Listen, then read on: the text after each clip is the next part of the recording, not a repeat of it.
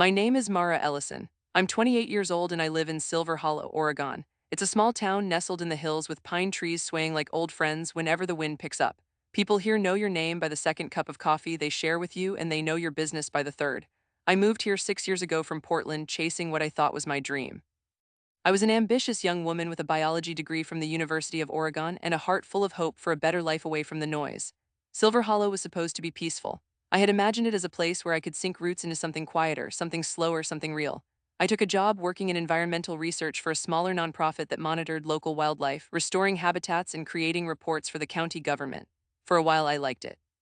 But even in small towns, there's drama. Even in small towns, you can get burned. And Silver Hollow taught me a lot about people. It taught me that trust can be fragile and that betrayal sometimes looks like someone who smiles at your door and tells you your cookies smell beautiful. My life was pretty predictable. I had a house I rented for a reasonable amount set back in the mountains, with a creek out back and a tight little office at the edge of town where I worked 20 hours a week. A single girl living in the woods, making friends slowly, creating a life piece by piece. I wasn't rich, but I wasn't broke either. I lived simply and worked hard. I surrounded myself with nice things: books, plants, soft lights, evenings with a glass of wine that didn't cost more than $5. I believed in love. Maybe I still do. For a long time, I thought I was lucky to find someone here. It was either Daniel or he found me. One way or another, we crossed paths at a town fair where he was selling hand-dyed fabrics made from his own small workshop. I bought a linen shirt for the summer heat. We chatted while he packed the purchase, and then he gave me his number just in case I had questions about the fabric care. That was how it always started here. Small offerings, careful moments. He picked me up 2 days later for coffee. The smile he gave me was that kind of smile, the kind of smooth, unbothered expression you can't ignore. It looked like he wasn't trying very hard, and I thought that was honest. I thought that was rare. He was from Silver Hollow, too. Grew up just off Pine River Road with his grandparents. Said he had a steady income from selling clothing and art pieces made from natural dyes, and that he rarely needed to leave the town because of how interconnected the local handcrafted markets have become. He seemed perfect, kind. He brought movies over. He learned my favorite coffee order. He didn't push and didn't pressure, and at night he used to wrap a quilt around us both while we watched stars flicker between the treetops. I thought we were happy. At least that's what I said to everyone when they asked. He was good. He was steady. He lived with me in that old cabin-style house I had bought 2 years into our relationship. We lived together with the kind of balance that made people admire the partnership. But I missed something. 3 weeks ago, I was supposed to go on a 3-day research trip down the Yonder Creek Valley.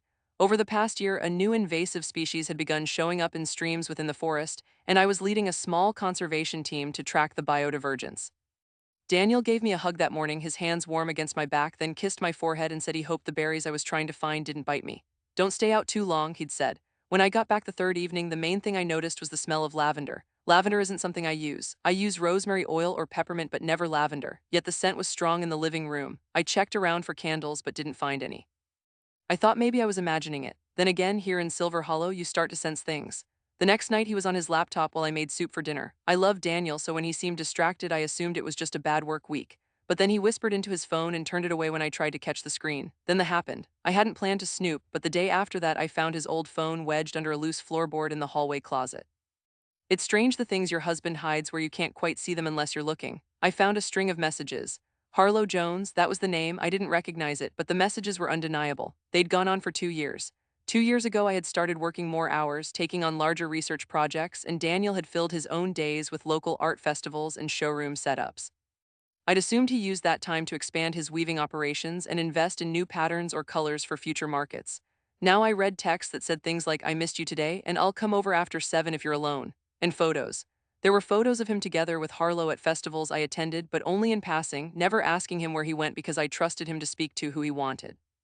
Harlow Jones lived 2 streets down from us in a little shepherd's croft at the edge of town. I recalled seeing her now. She was always too friendly to me at the farmer's market, too warm, too familiar. Like we were best friends instead of just people who occasionally waved at each other. I should have been hurt, and I was. But after the first few minutes of sitting on the floor with the phone in my lap, nausea bubbling up against my ribs, I stopped crying, I sat still. I stopped reacting. That's when the plan started. Baby talk first came up 3 days after I found the messages. We've been casually discussing starting a family for a while. I liked the idea. But now Daniel's suggestion felt like fuel for a betrayal he was trying to sanctify through parenthood. It was as if he thought a child could polish the parts he charred. I asked him why he suddenly wanted a baby. He said it made him realize how rare happiness was and that he wanted something greater than us.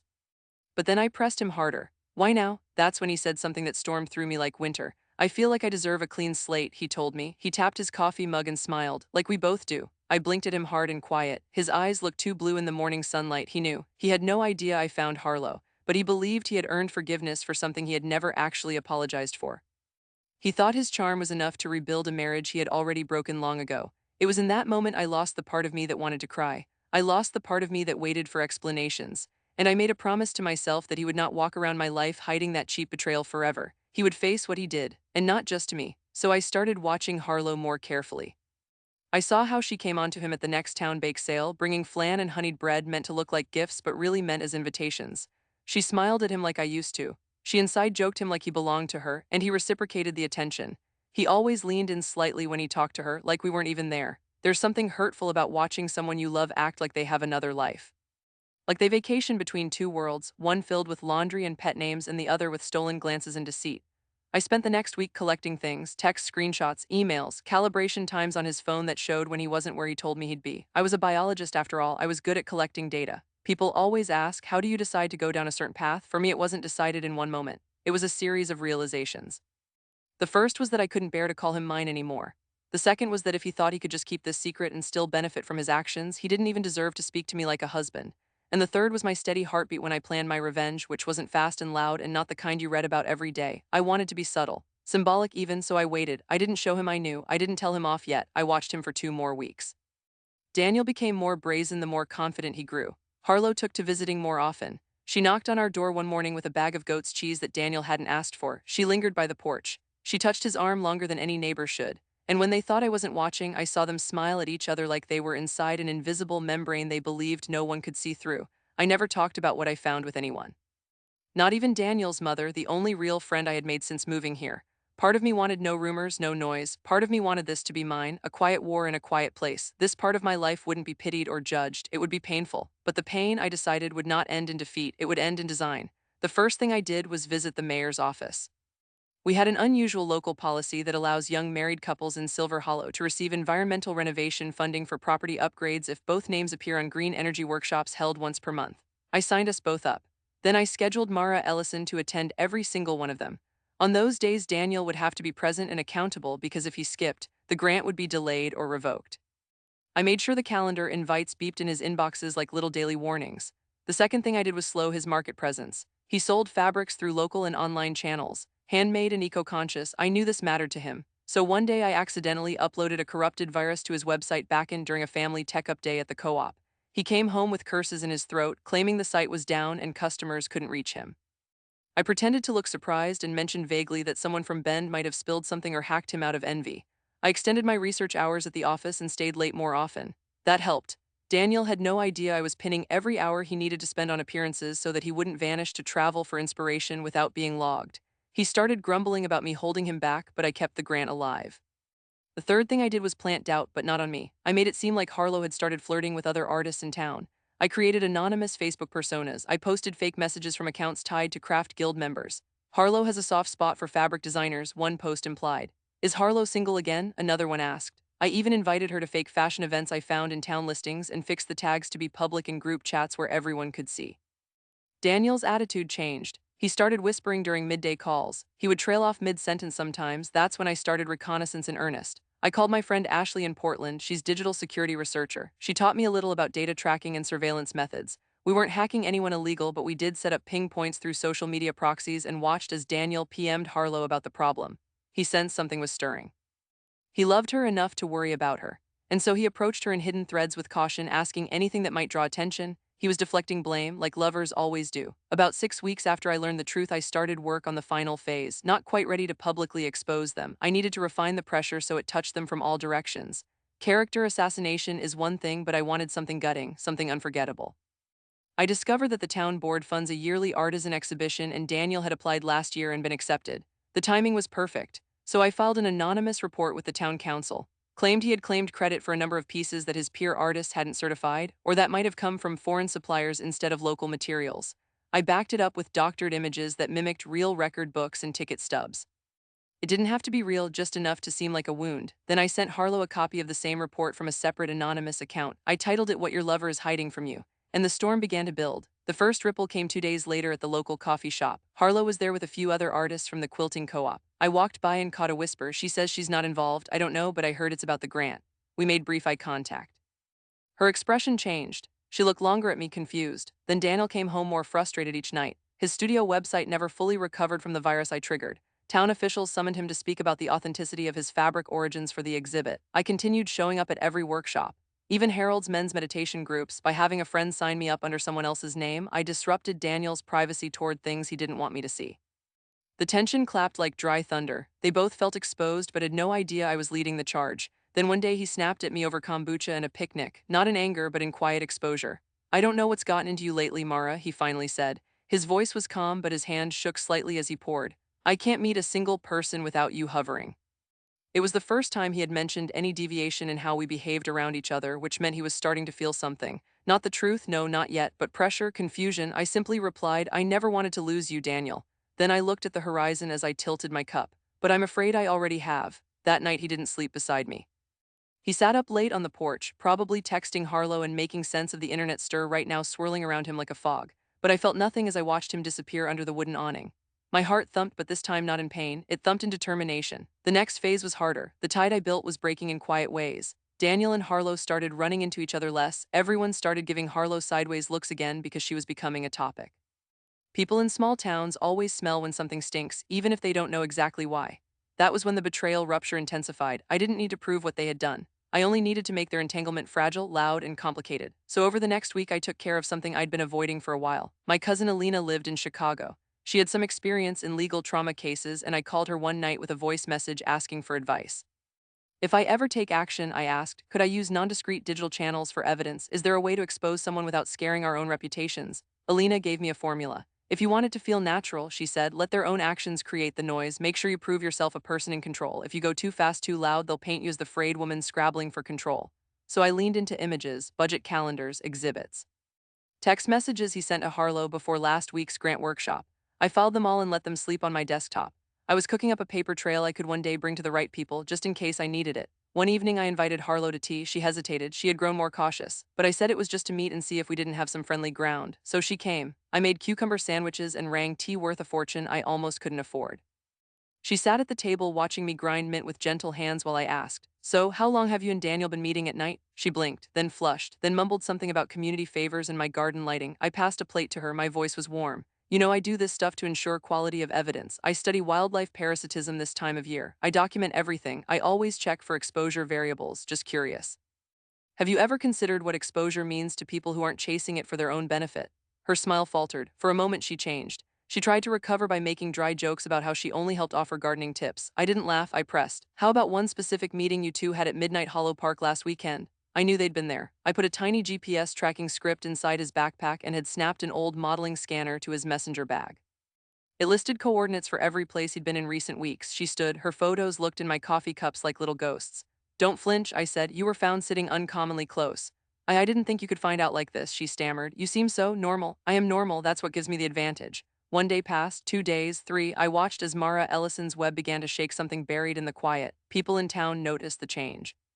Not in grand statements or accusations, but in small shifts. Daniel stopped receiving invites. Harlow avoided eye contact with everyone. Board members asked subtle questions. Their isolation started slow like early frost. I made calls to eco boards in Seattle and reported the grant he filed originated in false data and misrepresented credentials.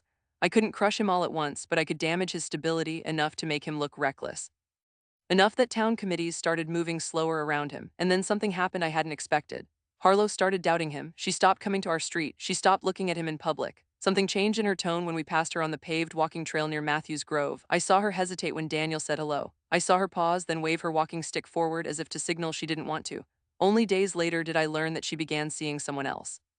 At the text messages Daniel sent to Harlow ceased getting replies. That curiosity turned to warning, then to worry, and finally to loneliness. And just like that, broadcast silence became an arms race for him. It must have felt like floating through glass. At any second the floor could shatter if he said the wrong thing, looked the wrong way, if he lifted the wrong cover. A flick of doubt in her eyes seems to hit him harder than my watcher's gaze ever had. I let him rot under that fruit for a while.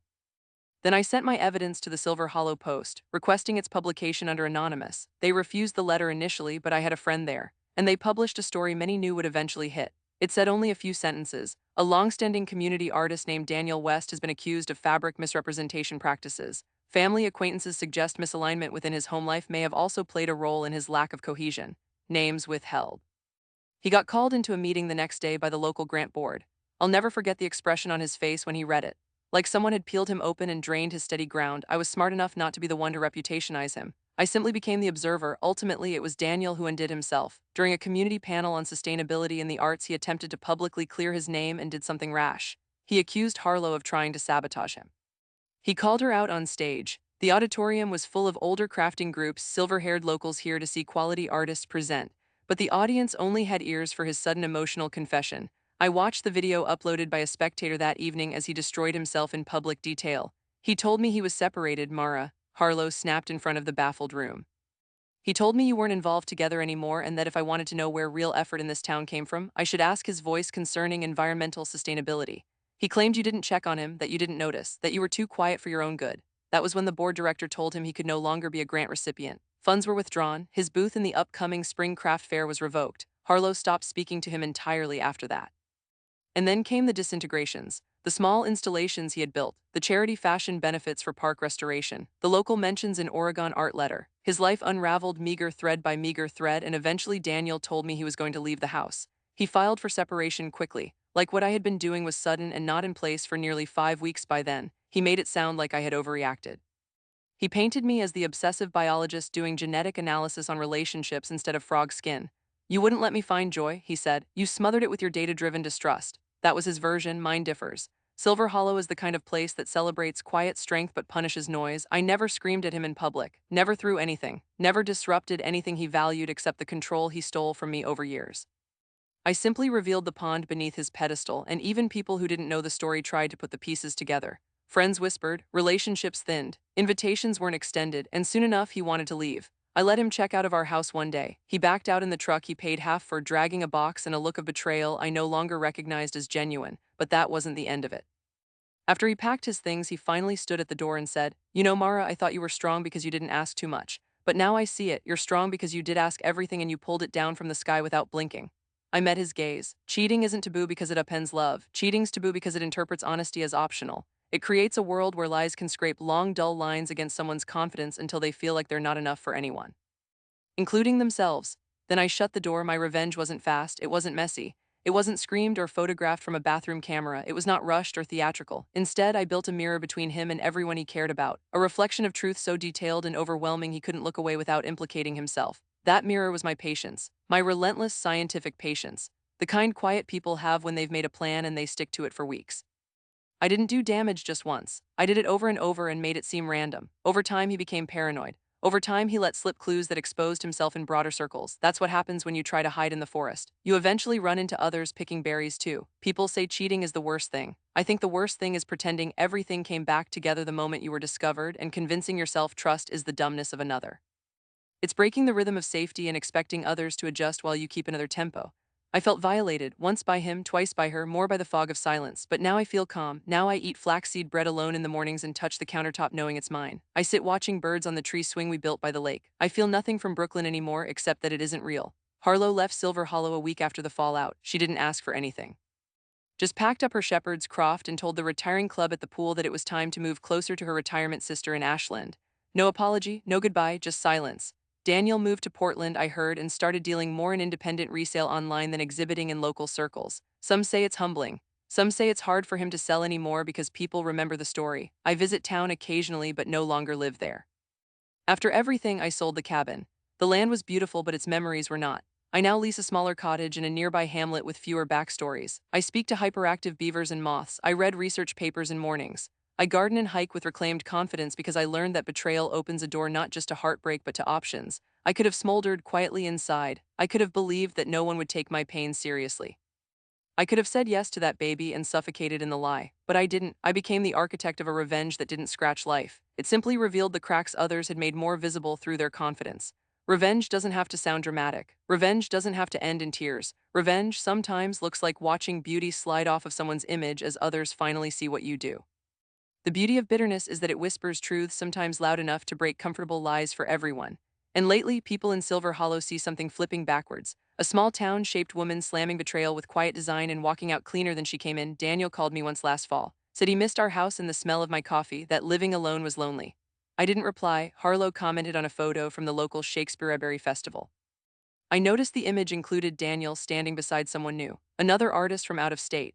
I didn't reply to her comment. I had said everything I needed, but that wasn't the final twist. One cold morning, I found a small envelope handwritten under my door. Inside was a check for $65,000. A letter unsigned suggested he wanted peace, that he had built much of his business through lies we both knew, that he hoped the grant funds symbolized something more. And that if he could, he'd let Mara Ellison carry whatever she built for him with this silence into something better, somewhere green and kinder than we had built before. 28 and one divorce. No child, no drama, just silence that was louder than screaming. When I looked down at the check, the ink cool and motionless between my fingers, I felt something strange, gratitude. Because if I hadn't taken the path I took, I might have made a mistake I really couldn't unfollow. A baby with a father who saw lies as currency, a future built on shaky soil, a second life stitched together like someone exploiting your quietness. But now I live in my own rhythm again. Now I smell pine needles with true solitude. Now I hear songs without wondering where his phone was during the chorus. And I have learned, quietly and centrally, that in a chess game of pain, it's not the moves that get attention. In that kind of game, the most powerful move isn't the capture. It's the one where you leave the board.